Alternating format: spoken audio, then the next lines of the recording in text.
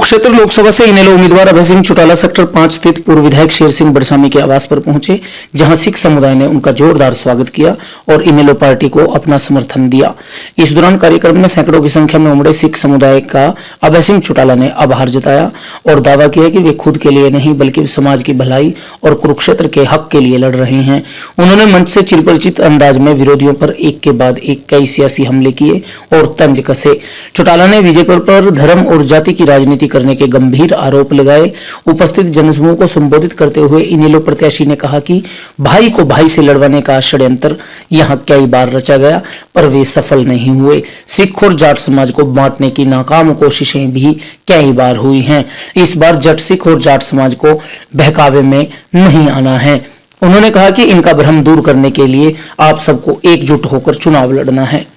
इस दौरान लाडवा से पूर्व विधायक एवं वरिष्ठ इनेलो नेता शेर सिंह बड़सामी ने उपस्थितों को संबोधित करते हुए 2024 लोकसभा चुनाव में अभय सिंह चौटाला के समर्थन में वोट की अपील की।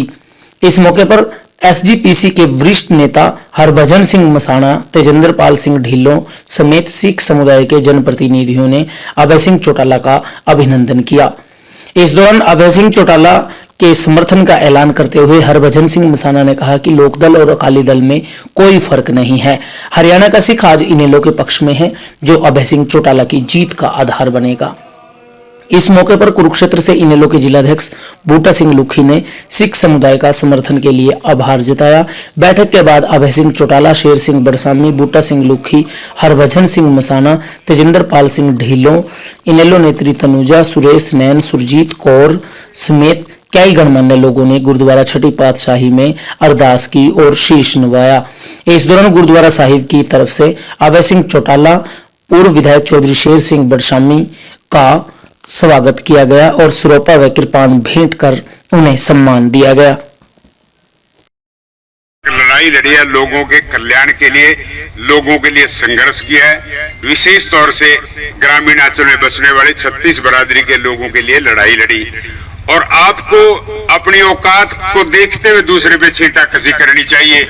मैं ये कहूंगा कि वो स्वयं वोट काटने वाला है जो इतने बड़े व्यक्ति के ऊपर एक इस तरह के लांछन लाने का प्रयास कर रहा है। तो लोगों, आपने इन सारी बातों को समझना है। एक बात से आपको और अवगत कराना चाहता हूं कि 2 साल पहले हिंदुस्तान के अंदर किसानों ने एक आंदोलन किया था। किसानों के खिलाफ 3 काले कानून केंद्र की सरकार ने बनाने का काम किया था। विशेष तौर से पंजाब के किसान की अग्रणीय भूमिका रही और सिख समुदाय के लोगों की भी अग्रणीय भूमिका रही उस आंदोलन में। मैं ये कहूंगा कि सिख समुदाय के लोगों ने ही उस आंदोलन को लीड करने का काम किया, अग्रणीय भूमिका निभाई। और निरंतर जब किसान लड़ाई कर रहा था, जूझ रहा था, निरंतर किसान मर रहे थे, कोई भी राजनीतिक दल आगे नहीं आया, किसी ने भी कदम नहीं बढ़ाया कि किसानों का समर्थन किया जाए।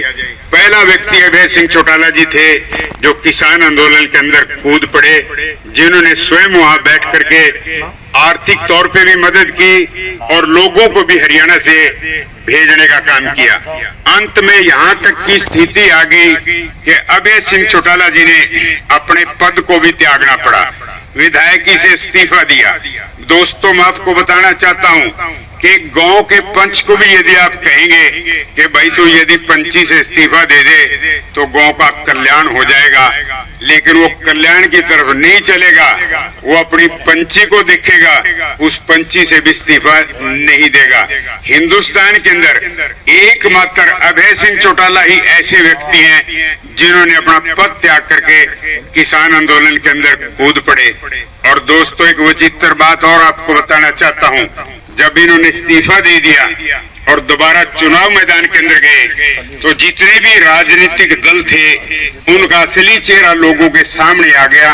सारे के सारे इकट्ठे हो गए, एक ही प्रत्याशी के पक्ष में जुट गए कि अभय सिंह चौटाला जी को हराया जाए। आप यहाँ से इन राजनीतिक दलों के चरित्र के बारे में भली भांति जान सकते हैं, लेकिन अभय सिंह चौटाला जी के साथ आप लोगों का सहयोग और समर्थन था। देश की विधानसभा के अंदर गए और सिख साथियों, मैं आपको बताना चाहता हूं कि आज इनेलो का अकेला विधायक है हरियाणा प्रदेश की विधानसभा के अंदर। आप लोग टेलीविजन देखते हैं, खबरें पढ़ते हैं, आपको अच्छी तरह से दिखाई देता है कि पूरे हरियाणा प्रदेश की विधानसभा के अंदर कोई भी नेता ऐसा नहीं है जो भाई अभय सिंह चौटाला जी की बात का जवाब दे सके, इनके सामने अड़ सके। और पूरे हरियाणा प्रदेश के अंदर जितने भी अधिकारी हैं वो इतना सम्मान करते हैं अभय सिंह चौटाला जी का कि जिसके पास भी टेलीफोन कर देंगे वो निश्चित रूप से इनका काम करेगा। तो दोस्तों, एक बहादुर विधायक आपके बीच में है और आज हमें अवसर मिला है, हमारा सौभाग्य है कि इतना बड़ा नेता हमें प्राप्त हुआ है और हम इनको लेकर के आए हैं। ये स्वयं चुनाव लड़ने के लिए नहीं आए हैं, ना ही चौटाला साहब ने भेजा है। कुरुक्षेत्र के कार्यकर्ता और कुरुक्षेत्र के किसान इनके पास गए, स्वयं मैं भी उनमें शामिल था। हमने जाके प्रार्थना की कि आज हमें एक नेता की जरूरत है। यहाँ जिसको मर्जी भेज देते हैं और इस तरह के लोग चुनाव जीत के चले जाते हैं जिनका कोई आधार नहीं है। मैं ये कहूंगा कि आधारहीन लोग यहाँ आते हैं, सांसद बन के चले जाते हैं। और हम एक बहादुर व्यक्ति को लेने के लिए गए तो उन्होंने कहा कि मैं परामर्श कर लूं, मेरी मांग दूसरे क्षेत्रों से भी आ रही है। हिसार के लोग भी बहुत ज्यादा जोर लगा रहे थे कि अभय सिंह चौटाला जी हिसार से लड़े, लेकिन हम निरंतर प्रयासरत रहे। आखिर अभय सिंह चौटाला जी को कुरुक्षेत्र से एक प्रत्याशी के रूप में यहाँ लेकर के आए। इतना बड़ा नेता हमें मिला, हमारा सौभाग्य है कि हम पूरी ताकत से इनको जिता करके भेजे। हमारा जिले का कल्याण होगा, हमारे बच्चों को नौकरी मिलेगी, विकास के काम होंगे और पूरे देश के अंदर नाम होगा कि अभय सिंह चौटाला किस क्षेत्र से है। तो सारे हिंदुस्तान के अंदर लोग कहेंगे कि ये कुरुक्षेत्र क्षेत्र से बढ़ के आए हैं, जिससे हमारी बहादुरी भी पूरे देश के सामने जाएगी। तो साथियों, मेरा इतना ही कहना है कि हमें अपनी किसी भी बात से नहीं चूकना और तुलना करनी है कि इनके सामने लड़ने वाले प्रत्याशी कौन है।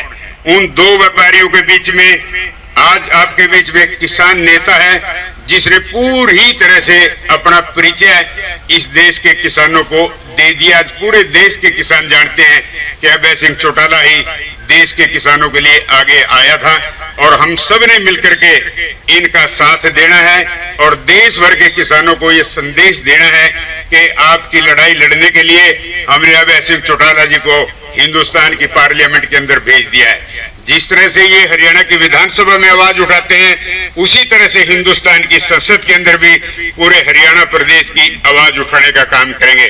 तो सिख समुदाय से ताल्लुक रखने वाले बहादुर साथियों, आप लोगों का सहयोग सदा हमें मिलता रहा है और लाडवा विधानसभा क्षेत्र के अंदर आप लोग कभी भी पीछे नहीं हटे।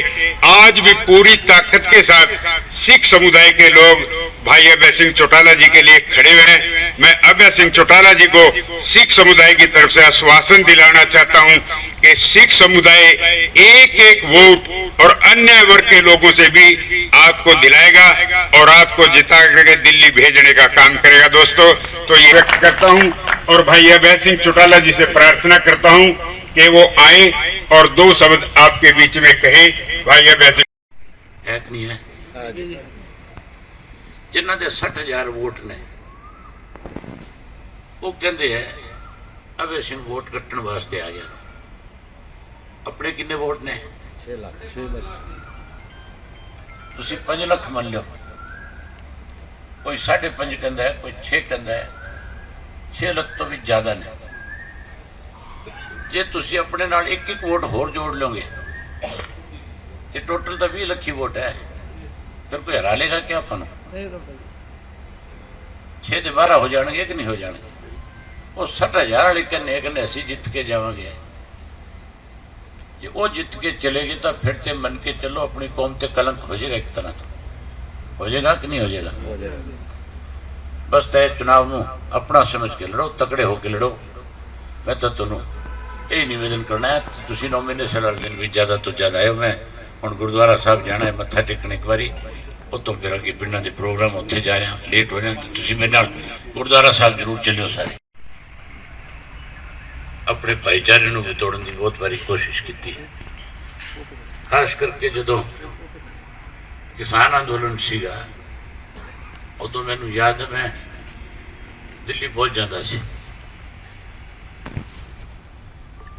दिल्ली दे विच सब तो पहला पंजाब तो किसान इकट्ठे होकर ने दिल्ली बॉर्डर पहुंचे सी। ਹਰਿਆਣਾ ਦੇ ਲੋਕਾਂ ਨੇ ਉਹਨਾਂ ਦੀ ਸੇਵਾ ਕੀਤੀ। ਉਸ ਅੰਦੋਲਨ ਨੂੰ ਤਕੜਾ ਕਰਨ ਵਾਸਤੇ ਉਹਨਾਂ ਦੇ ਨਾਲ ਮੋਢੇ ਤੋਂ ਮੋਢਾ ਲਾ ਕੇ ਖੜ ਗਏ। ਜਦੋਂ ਅੰਦੋਲਨ ਜ਼ੋਰ ਫੜਨ ਲੱਗਿਆ ਸੀ ਤੇ ਸਰਕਾਰ ਨੇ ਬਦਨਾਮ ਕਰਨ ਵਾਸਤੇ ਬਹੁਤ ਅੱਡ-ਅੱਡ ਗੱਲਾਂ ਉੱਥੇ ਕੀਤੀਆਂ। ਕਦੋਂ ਤੱਕ ਕਹਿਣ ਲੱਗੇ ਅਲਗਾਮਬਾਦੀ ਆ ਗਈ, ਕਦੇ ਉੱਥੇ ਸਰਕਾਰ ਨੇ ਸ਼ਰਾਰਤਨ ਖਾਲਿਸਤਾਨ ਦੇ ਨਾਰੇ ਲਿਖਾ ਕੇ ਪੋਸਟ ਲਾਏ ਤੇ ਇਸ ਤਰ੍ਹਾਂ ਦੀ ਚਰਚਾ ਚਲਾਈ ਵੀ ਤਾਂ ਖਾਲਿਸਤਾਨੀਆਂ ਦਾ ਅੰਦੋਲਨ ਬਣ ਗਿਆ। ਸਿੱਖ ਤੇ ਹਿੰਦੂ ਨੂੰ, ਸਿੱਖ ਤੇ ਜੱਟ ਨੂੰ ਮੰਨ ਕੇ ਚੱਲੋ, ਕਿਸਾਨ ਨੂੰ ਲੜਾਉਣ ਦੀ ਕੋਸ਼ਿਸ਼ ਉੱਥੇ ਕੀਤੀ ਗਈ। ਪਰ ਜਿੰਨੀ ਵਾਰ ਉਹਨਾਂ ਨੇ ਕੋਸ਼ਿਸ਼ ਕੀਤੀ ਉਹਨਾਂ ਹੀ ਅੰਦੋਲਨ ਮਜ਼ਬੂਤ ਹੁੰਦਾ ਚਲਾ ਗਿਆ, ਭਾਈਚਾਰਾ ਵੀ ਬਹੁਤ ਜ਼ਿਆਦਾ ਮਜ਼ਬੂਤ ਹੋ ਗਿਆ। ਇਸ ਤਰ੍ਹਾਂ ਦੇ ਹਾਲਾਤ ਵੀ ਮੈਂ ਉੱਥੇ ਵੇਖੇ ਸੀਗੇ ਕਿ ਜਿਹੜਾ ਉੱਥੋਂ ਦਾ ਜੱਟ ਸੀ ਉਹ ਤਾਂ ਪੱਗ ਬੰਨਣ ਲੱਗਿਆ ਸੀ। ਮੈਂ ਵੇਖਿਆ ਆਪ ਆਪਣੀ ਅੱਖੋਂ, ਵੇਖ ਕੇ ਮੈਂ ਉਹਨਾਂ ਦੀ ਗੱਲਾਂ ਵੀ ਸੁਣਦਾ ਰਹਿੰਦਾ ਸੀ। ਅੱਜ ਫਿਰ ਇਹ ਜਿਹੜਾ ਚੋਣ ਹੈ, ਇਸ ਤੋਂ ਪਹਿਲਾਂ ਵੀ ਕਈ ਵਾਰੀ ਇਸ ਤਰ੍ਹਾਂ ਦੀ ਕੋਸ਼ਿਸ਼ ਇਸ ਬੀਜੇਪੀ ਦੀ ਸਰਕਾਰ ਨੇ ਕੀਤੀ ਹੈ। ਅੱਜ ਆਪਾਂ ਚੋਣ ਵਾਸਤੇ ਇਕੱਠੇ ਹੋਏ ਤੇ ਮੈਨੂੰ ਪਾਰਟੀ ਨੇ ਹੁਕਮ ਕੀਤਾ ਵੀ ਮੈਂ ਕੁਰੂਕਸ਼ੇਤਰ ਤੋਂ ਜਾ ਕੇ ਚੁਣਾਵ ਲੜਾਂ। ਇਹ ਚੁਣਾਵ ਮੇਰਾ ਨਹੀਂ, ਚੁਣਾਵ ਤੁਹਾਡਾ ਹੈ, ਤੁਸੀਂ ਲੜਨਾ ਹੈ।